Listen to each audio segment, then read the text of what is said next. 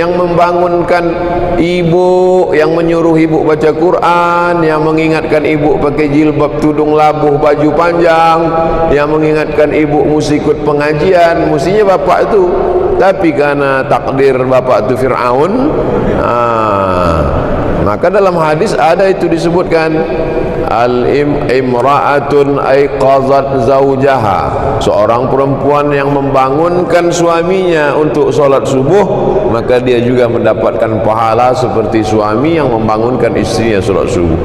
Nah, jadi mungkin ibu bangunkan sama macam bangunkan sahur, bangun tak jauh bangun, siramkan air agak segayung. Mengamuk dia, marah dia, lebih baik aku ingatkan abang dari abang masuk neraka jahanam, bilang sama dia. Kalau dia marah juga, tontonkan video nih, bilang Ustaz Somad yang nyuruh, biar dia marah sama saya. Paling-paling dibulinya saya di internet. Tak ada cara lain. Apakah berwakaf perlu dengan ikrar wakaf? Wakaf itu rukunnya 4. Yang pertama orang yang berwakaf, yang kedua orang yang menerima wakaf, yang ketiga barang yang diwakafkan, apakah tanah, apakah ruko, apakah kebun, yang keempat adalah ikrar. Aku wakafkan tanahku 2 hektar untuk bangun pesantren tunai. Kata yang menerima, aku terima. Yang berwakaf, yang menerima wakaf namanya nazir, barang yang diwakafkan, dan ada ikrar ijab, mengeluarkan kertas, ada formulirnya itu di kantor KUA, nama sampulnya akta ikrar wakaf. Setelah dapat akta ikrar wakaf, dibawa akta ikrar wakaf yang selembar tadi ke BPN, alih namakan, bukan nama bapak, bukan nama keluarga yang mengasihi tadi, tapi sudah nama yayasan. Kalau yayasan ini pilot bangkrut, dia diambil oleh negara, bukan. Karena harta warisan la yurasu, tak bisa diwariskan, harta wakaf tak bisa diwariskan, tak bisa dihibahkan, dan tak bisa dijual belikan. Pertanyaan ketiga, bagaimana hukumnya orang selalu bersedekah tapi selalu memberitahukan orang lain dengan maksud supaya orang lain juga bersedekah? Hadis Nabi bercerita tentang Abu Talhah bersedekah kebun kurma dengan sumur. Hadisnya disebarluaskan. Hadis Nabi bercerita tentang Utsman bin Affan membeli sumur Bi'ru Raumah. Sampai sekarang ada tanah wakaf Utsman bin Affan di Madinah, 1400 tahun umurnya tetap mengalir. Hadis Nabi menceritakan tentang Abu Dihdah bersedekah 600 batang kebun kurma. 600 batang itu kalau sekarang 4 hektar sawit. Sawit sekilo 1.500, kurma Madinah sekilo 80 rial, berapa miliar itu? Seandainya tak boleh disebutkan, kenapa ada disebutkan dalam hadis? Diriwayatkan 1400 tahun sampai sekarang diriwayatkan tentang Abu Talhah, Abu Dihdah. Abdullah bin Umar sedekah tanah Khaybar, Umar bin Khattab.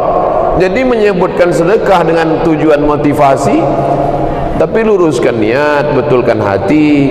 Jadi kalau ada orang menuliskan nama di spanduk, nama yang bersedekah si fulan, maka itu tidak merusak hatinya.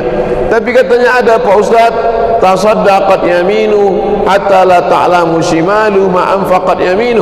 Bersedekah tangan kanan sampai tak tahu tangan kiri. Itu makna kiasan supaya kita menjaga hati kita. Karena kalau bapak ibu tidak ini dalam rangka wa fi zalika falyatanafasil mutanafisun, bersaing dalam hal kebaikan, fastabiqul khairat, berlomba-lomba dalam hal kebaikan. Jadi hadis Nabi itu menunjukkan bukti bahwa hukum itu boleh. Seandainya tak boleh, pasti Nabi katakan jangan riwayatkan ini, tak boleh.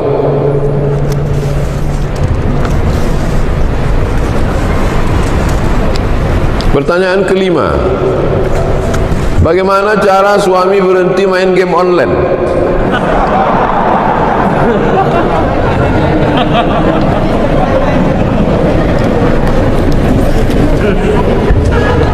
Jadi game online ini ada memunculkan satu hormon di kepala Website porno, game online, sama narkoba itu sama memunculkan satu hormon di otak, ketergantungan. Makanya orang ketergantungan tiga: ketergantungan narkoba, ketergantungan website, ketergantungan game online. Terus dia. Saya sangka ini anak-anak muda, rupanya bapak-bapak suami pun kena juga. Jadi kalau dia punya atasan, laporkan ke atasannya. Kebetulan Pak Wakil Wali Kota ada, laporkan. Kalau dia PNS di Pemko.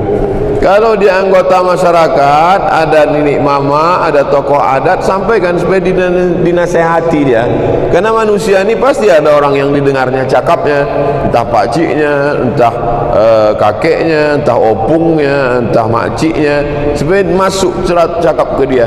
Lalu kemudian pertama atasannya, yang kedua tokoh masyarakat, yang ketiga doa.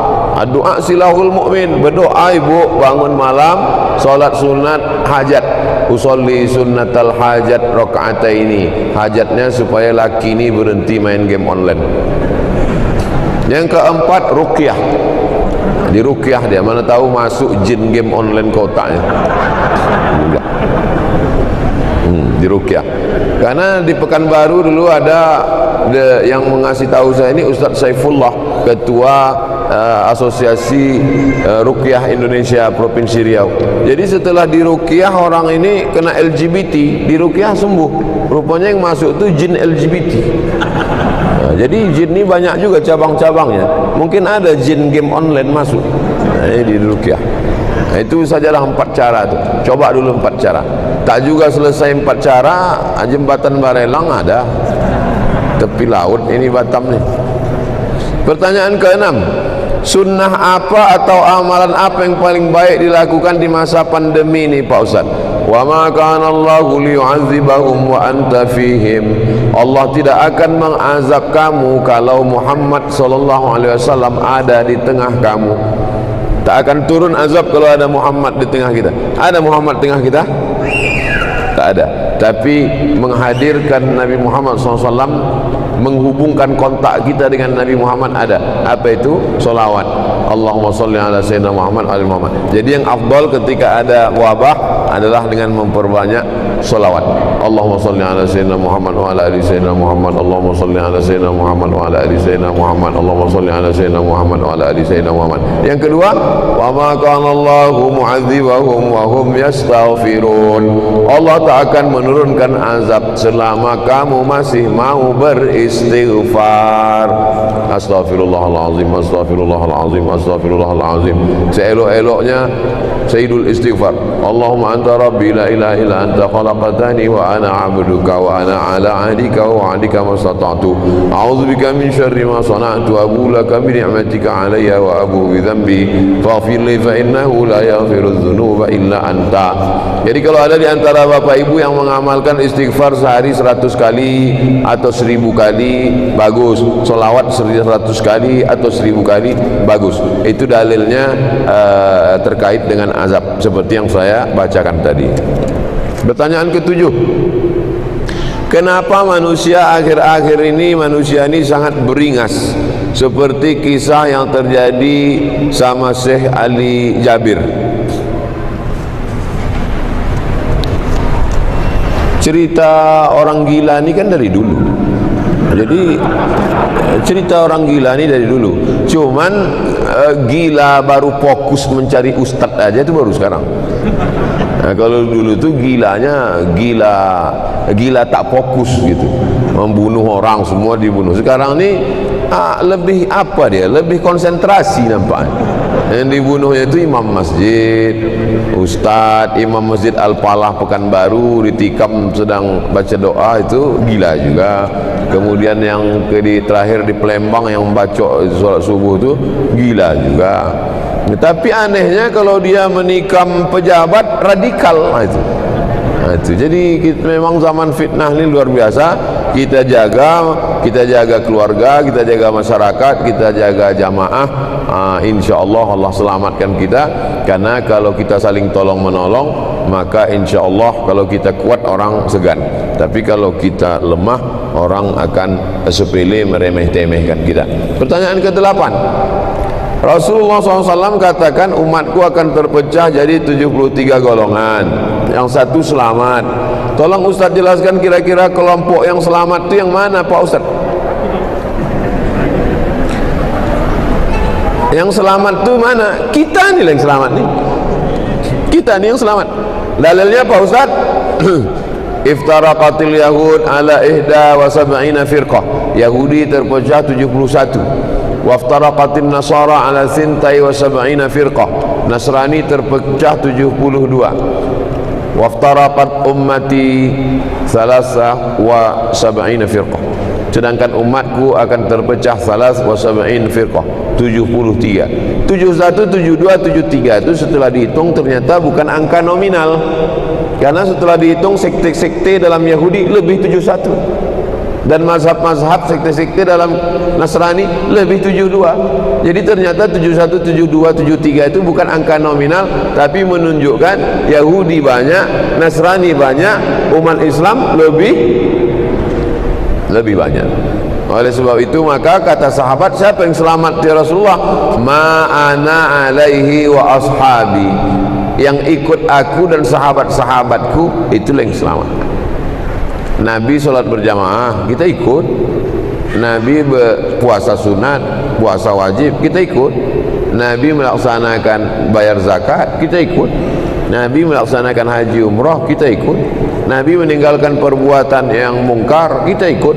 Asal ikut Nabi dan sahabat Nabi, tak membuat-buat ajaran, tak membuat-buat perkara takhayul bid'ah khurafat, maka kita termasuk golongan itu disebut dengan orang berpegang teguh dengan sunnah dan dia berjamaah, maka disebut dengan ahlus sunnah wal jamaah. Jangan memisahkan diri dari sunnah, jangan jauhkan diri dari sunnah, dan jangan jauhkan diri dari jamaah. Salat berjamaah sunnah, pakai pakaian putih sunnah, wa ta'awanu 'alal birri wat taqwa, saling tolong menolong sunnah, mengikuti ulama sunnah. Kemudian kita berjamaah, jangan sendirian. Beribadah sendiri di bawah pokok kayu, datang tuyul. Nauzubillah. Apakah kita masuk surga itu berkelompok Pak Ustaz? Wasiqal ladzina taqaw rabbahum ilal jannati zumara. Nanti masuk ke dalam surga itu berkelompok-kelompok. Masuk surga itu zumara, berkelompok-kelompok. Lalu kemudian nanti di padang mahsyar itu pun berkelompok-kelompok. Ada sahabat Nabi namanya Abdullah bin Mas'ud. Kata Nabi kepada Abdullah bin Mas'ud, Abdullah bin Mas'ud, coba kau bacakan dulu Quran. Kata Abdullah bin Mas'ud, Quran itu kan turun pada engkau ya Rasulullah. Kenapa pula aku yang bacakan Quran? Kata Nabi, aku ingin mendengar baca Quran. Nabi aja walaupun Quran itu turun sama dia, dia ingin telinga itu mendengar orang lain baca Quran. Coba kau baca. Maka dibacalah Abdullah bin Mas'ud sampai pada ayat, fakaifa idza ji'na min kulli ummatin bi syahidin wa ji'na bika ala haula'i syahida.